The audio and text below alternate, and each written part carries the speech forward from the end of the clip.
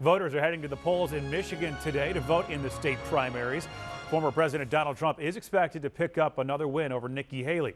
President Joe Biden facing a campaign to send him a message about an Israel-Hamas war with a protest vote.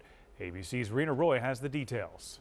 Voters across the state of Michigan are getting their chance to go to the polls today, making their voices heard in the presidential primaries. I vote for issues. I don't vote for people.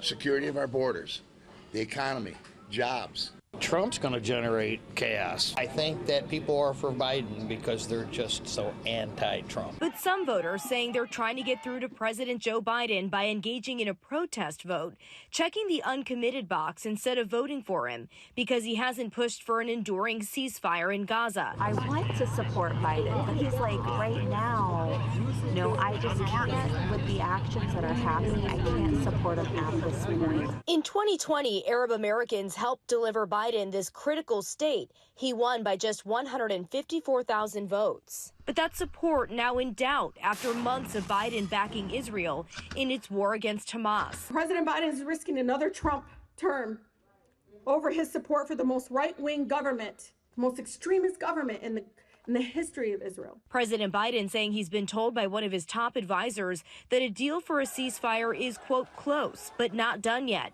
and he hopes it will be done in the next week. But a senior Israeli political source telling ABC News Israeli Prime Minister Benjamin Netanyahu was surprised by Biden's remarks. Meanwhile, in the Republican race, Donald Trump expected to once again win against former South Carolina Governor Nikki Haley.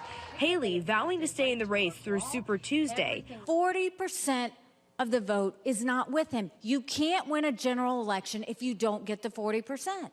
And the goal of this uncommitted movement is to get 10,000 uncommitted votes, the margin by which Trump won the state in 2016.